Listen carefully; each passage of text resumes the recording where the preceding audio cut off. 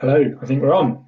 Very good. Thanks for coming back to the second live Q&A we've done through this coronavirus lockdown, trying to keep in touch as much as I can and answer as many questions as I can, despite the fact we're not allowed to see you. Um, Hopefully you're finding us accessible. As I keep saying, my office is still working away, still trying to keep in touch as much as possible. Obviously, staff working from home, so do give us a call, do drop us an email.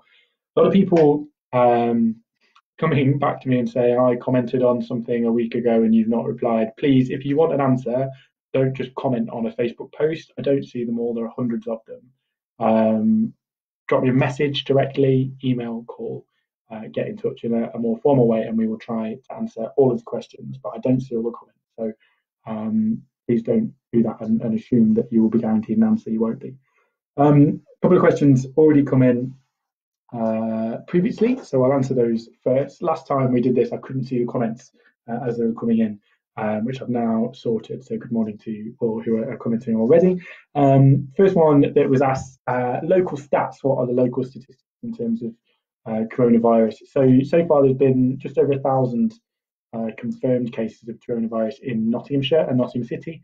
Obviously, that means there are an awful lot more people than that who have probably had it, who have been self-isolating, had symptoms. We don't know the accurate number, but it's fairly safe to assume on the national trends that that is in the tens of thousands rather than 1,000 in reality. There's been around 150 people have died in Nottinghamshire hospitals, not all necessarily from Nottinghamshire. Bassett Hospital takes some people from Yorkshire, Kingsmill from Derby and Derbyshire.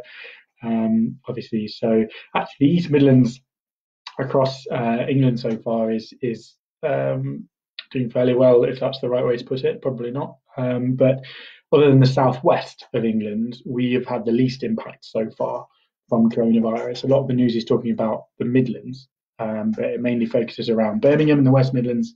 The East Midlands is actually towards the bottom. I think something like 85 confirmed cases per 100,000 people, something like that. The southwest is way down on 60, and then us, London, obviously being the worst hit. That doesn't mean we are safe. What it probably means is that actually, when places like London, who have been hit harder, are starting to get over this peak, as has been talked about on the news, and come down the other side, we will probably still be going up. We will be latecomers to the party, if you like. Which is probably true of towns in general, outside of major cities. So, we might be experiencing our peak locally much later than places like London. It's also a particular challenge locally because of our health statistics. Mansfield in particular, coalfield history, high rates of smoking. We ain't got great lungs, to be honest, locally. So there is that particular challenge as well. So far from out of the woods yet. Some people have been asking, should we ease the restrictions already? The answer is no. Even nationally, we hope, perhaps starting to just get down the other side of the peak, maybe. Those figures won't be clear for the next few days. It fell over the weekend, but it tends to fall over the weekend generally because we don't seem to report it as quickly over weekend, particularly bank holiday weekend. So we saw last week numbers fell drastically over the weekend and then came back up again on the Monday, probably more about how things are reported than about the numbers themselves. So it's not yet clear that we are at the peak or over the peak, and certainly until we start to come down significantly, we're still on 900 odd deaths a day, really, which is hopefully as bad as it gets, but we're nowhere near coming back towards anything like normality, if that even exists. So it will be several weeks, I would have thought, before things start to ease off. There are discussions obviously going on within government about what that looks like, who's allowed out, what businesses are allowed to reopen, in what order, and what is most effective and most safe. My own view is that these antibody tests that are being developed will have a big role to play in that, because if you can show that you have had it and you have a level of antibodies and immunity, then perhaps safer to let you out. So the honest answer to that is we're not easing things yet. We will, but when is not clear. What was next? With China now coming out of lockdown, what does that mean? And will we have immigration controls to prevent people from there coming here? We already do, is the answer. So 95% reduction in flights. Only essential visas should be given out, essential travel on those remaining flights. Obviously, freight still coming and going to some extent because we need those medical supplies and buying those in as fast as we can. In terms of travel, there are very, very few flights in and out of the country as it is. And if you're coming from China, you're not exactly going to be granted a tourist visa at this point in time. It's not going to happen. In terms of international response to China, there are going to be a lot of questions asked when we come out of this immediate crisis about how this came about, who could have done what. I think there will be serious questions asked of China at that stage. Tradesmen. Can I let tradesmen into my home? So there's been lots of confusion around what businesses should be open and shut, what things you can leave the house for, and understandably so, because different media outlets report things slightly differently. Sometimes advice from different places and departments can not quite be word perfect. So that's understandable. The short answer to all of this is there is a list of businesses that are forced to close. You can find it by searching closure on businesses, coronavirus. It crops up online, it's easy to find. And unless your business is on that list, it's not forced to close. Now, we're asking businesses to consider closing where possible. We're asking non-essential services to consider closing where they can, but they're not forced to. We've brought in all sorts of business support, income support. Obviously, you've heard about things like job retention schemes, self-employment, grants, which are at a similar level to those for employees. We've brought in all sorts of business support measures, loans, grants, all the rest of it, with a view to allowing as many businesses as possible to close doors and not end up shutting down altogether as a result. But many aren't forced to, and therefore, if it's not on the list for closure, it can continue. In terms of tradesmen, it's the same thing. So if you are, a self-employed electrician, there is nothing currently to prevent you carrying out emergency works in people's homes. It's up to individual householders to make that decision. Is this essential? If it's not, then you shouldn't be doing it. In terms of allowing people into your home, but if you have a plumbing emergency and you need a plumber, you can let that person in. Obviously, subject to please introduce all the social distancing measures when that person is in your home, clean it properly afterwards, and all the rest of it. That definition of essential is the difficult bit, isn't it? Because obviously that's a subjective term. So it is down to individuals to decide and to think about those things and say, look, is this essential or not? That is up to you to figure out, to be honest. What else? Scott says, I'm not seeing a major increase in testing. That's not really true. Since last weekend, we were on 9,500 tests a day. We're up to just shy of 18 on even Bank Holiday Sunday, 18,000 tests. So it's doubled in a week. Still, increasing those numbers every day. We're trying to get private scientists, private laboratories involved in increasing those testing numbers. They're adamant it can be done, this 100,000 figure. So to be honest, I think that it doubling in a week is positive. Got a couple more weeks of April left to go, so we'll see how we go. But the key thing, as I say, is at the point when we unlock the access to these additional private laboratories, then we can really ramp up that testing. NHS debt, yes. So there was a bit of news this week that said the government will write off about 3.5 billion, I think, of NHS debt, 234 million of which is Sherwood Forest Hospitals, Trust and Kingsmill, Mansfield Community Hospital, and Newark Hospital. So that hopefully should be helpful financially. Obviously, public services finances are totally up in the air at the minute because government is directly funding an awful lot of things that it wouldn't normally, and it's not a normal time. But hopefully that means, at the very least, that they don't have to be panicking about paying the bills throughout this whole drama. It's not the PFI, so I should be clear about that. Sherwood Forest Hospitals and Kingsmill has the most expensive PFI contract anywhere in the country signed under Gordon Brown 10, 15 years ago, which makes it a very nice hospital, but very expensive. It comes to something like 14, 15, 16% of their entire annual budget. It's huge. That hasn't gone. And the reason that hasn't gone is just the cost, the overall cost of it. So this debt write-off is 3.4 billion. If we were going to do that for all of the PFI deals, that would come to hundreds of billions. It's a totally different scale. So we've not been able to do that at this point. But it's something I've talked to Lee Anderson, the MP in Ashfield, Kingsville, strictly speaking, is just over the border in Ashfield, about a lot, something we're raising with government a lot. There are some kind of reviews, or were and will be post-coronavirus, of which of these PFI contracts are negotiable, which ones we can try and take back to the companies involved and try and renegotiate or improve.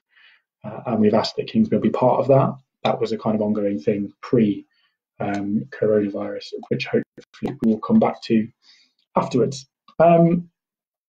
And then some questions about the different support that's available. I keep pointing people to the website, which is businesssupport.gov.uk, and also the gov.uk website generally. But broadly, if you search coronavirus business support or coronavirus employment support, whack it in Google or whatever, the advice is pretty readily available there.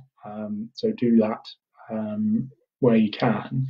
The job retention scheme is the one that comes up most regularly, and the employment support scheme. They're very similar. They both allow people to claim 80% of salary through HMRC. The schemes aren't set up yet. So if you're on the job retention scheme, you need a letter from your employer to say that you've been furloughed under the scheme, and that application process should open this week, hopefully, all being well. And the employer will then be able to claim back your wages for that period. It has to be done for a minimum of 3 weeks. In the meantime, there are interest-free loans through called CBILS, the Coronavirus Business Interruption Loan Scheme, which you can access through your lender. There's a list of accredited lenders. If your particular bank is being rubbish, try a different one. There are lots. Some are better than others. So there's that for employees. One of the challenges with that has been, and with the self-employment one as well, which will be a little bit further down the line, again, you can still access the interest-free loans to support you in the meantime, and you don't have to pay your income to self-employment income tax if you are self-employed this year. Both of them will be available in payments in a few weeks' time. The self-employment one likely to be end of May. So if you do need that short-term cash in the meantime, that loan scheme is available. But one of the challenges with both schemes has been the deadlines in terms of a cut-off date to be eligible. The job retention scheme, you have to have been employed with your employer on the 28th of February.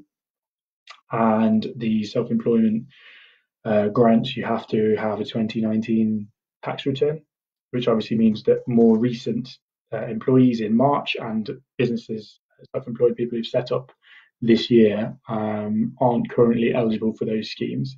A lot of people getting in, well, say a handful of people getting in touch with me saying I fall into those gaps. I'm aware of the gaps. The government is aware of the gaps. We're looking at what we can do to try and improve the situation.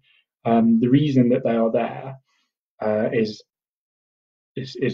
bluntly to prevent people who are trying to take advantage of the system. We all know that that does happen. If it weren't for the fact that you had to be employed on the 28th of February within a business to claim, then I could go out tomorrow and employ 100 of my mates and on 50 grand each and claim 80% of their salaries back, which we can't obviously allow people to do. So there is a real genuine need for these kind of measures to prevent things like that happening, or I could go and set up as self-employed tomorrow and claim income for doing that. So there does have to be a level of management of those things. But I've raised it with the Treasury because obviously Treasury financially look after all these schemes. They are more than aware of those schemes and the gaps that exist within them. Another, for example, is directors who are paid in dividends as opposed to PAYE, more than aware of the challenge, and something we talk about regularly about how we might deal with those problems. So if you are caught in those gaps, don't lose heart, because there may well be changes in the coming days and weeks that will improve on those situations. In the meantime, you may qualify for universal credit, which could be up to £1,800 a month, depending on your circumstances. I encourage you to go and do that, and take advantage of things like the loan schemes, the other grants and support that are available on businesssupport.gov.uk if you need to. So there are significant challenges there, and the Chancellor has been quite clear that if you are trying to put schemes in place that are kind of catch-all, that are trying to support 30 million working people, all with their own individual circumstances, it is impossible, frankly, to save every job and every business. It won't be done. So we need to kind of take that for what it is, and we'll try and fill as many of those gaps as we can.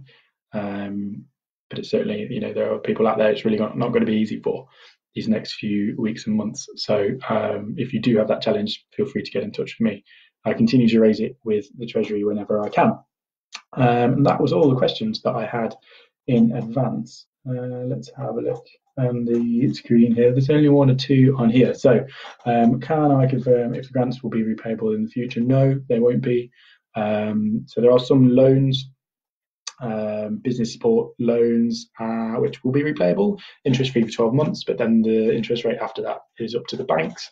But the grants are all grants, so not repayable, whether they are grants to businesses based on business rates for retail hospitality, or whether they are self-employment grants. They are not repayable.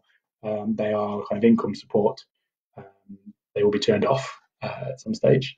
At the minute, I think it's 3 weeks, or 3 months. Those things are available for.